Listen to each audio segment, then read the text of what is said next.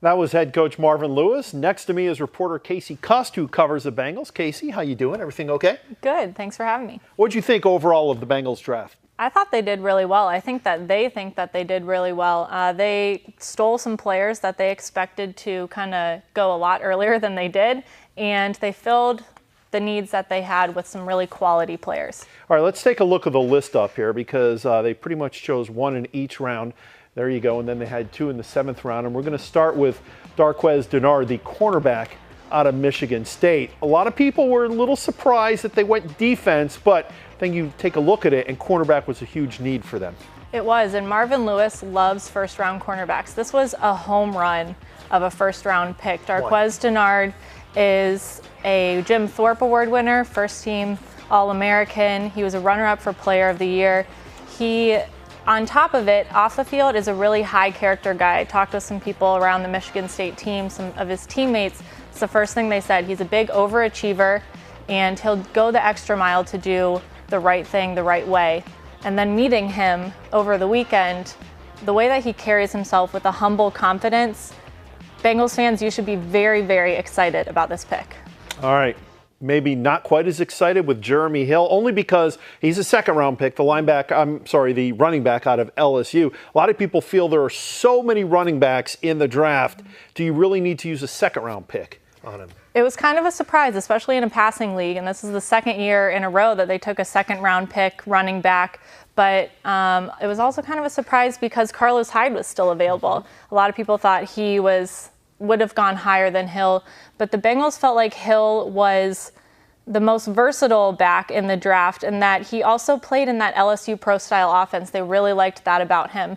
The one guy who probably is not that excited about it is BenJarvus Green-Ellis because last year of his contract, Hill is at the very least going to take some snaps away from him. But if the NFL has taught us one thing, it's taught us you can never have too many running backs. I mean, that position, maybe more than any other position, sees players going down with nicks that keep them out for a week or two or more. Well, on top of it, I think that it really emphasizes and backs up what Hugh Jackson's been saying. He's been emphasizing all offseason, run, run, run. That's what we're going to do. We're going to have a physical run game. They backed it up with a 2nd-round pick. Do you think that's as much because of Andy Dalton, or do you think the Bengals just want to go, you hate to say old school, because running the ball well, it's been proven, helps lead to victories, but you think they're going old school with that? The last 2 Super Bowl champs focused on running and on defense, so I think that they're kind of going that way. Of course, it does take a little bit of pressure off of Andy Dalton. He doesn't have to throw as much, but the run game will just complement his throwing game. 3rd round, they chose Will Clark, the defensive end out of West Virginia. This is the Michael Johnson replacement. Marvin Lewis was very quick to shy away from comparing the two, but Will Clark is built like Michael Johnson. He's got the widest wingspan that was in the draft. He's even going to wear Michael Johnson's number. So he's definitely the replacement for that. The Bengals really liked him on tape. They really liked him at the Combine, and then they brought him in for a visit to Cincinnati, and that just confirmed he's the type of player they want. You think the Bengals were a little surprised he was still available when they got to him with their 3rd-round pick? I think they were with a lot of these guys. So many of them. I know that they had Darqueze Dennard as a top 10 on their draft board. They had Hill as top 40. They got both of those guys below that. I think they were surprised at the players that fell in their lap. You know what they say, beauty's in the eye of the beholder, right? They must have really enjoyed North Carolina center Russell Bodine with their 4th-round pick because they went offensive line. Todd McShay raved about this pick. He really liked this for the Bengals, and he's had some experience blocking for a certain Bengals running back. He said he's very, very excited to have Gio Bernard make him look good again this year. But Marvin Lewis said at the Combine that this was one of those players, he wrote down in his notes, we really want this guy on the team.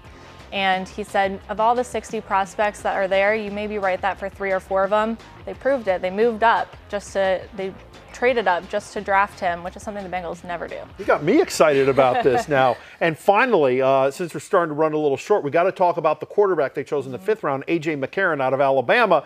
Still available in the 5th round. Obviously, he's led Bama to a national championship, and he's kept them in the national title hunt the entire time he was there.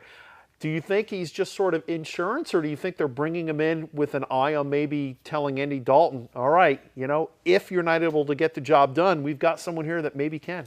I think if they were doing that, they would have drafted higher for a quarterback. And I think that this is just a solid, good backup for Dalton. Waiting till the 5th round was them backing up what they've been saying. Andy Dalton, we have confidence in you. You're the guy. You're the quarterback.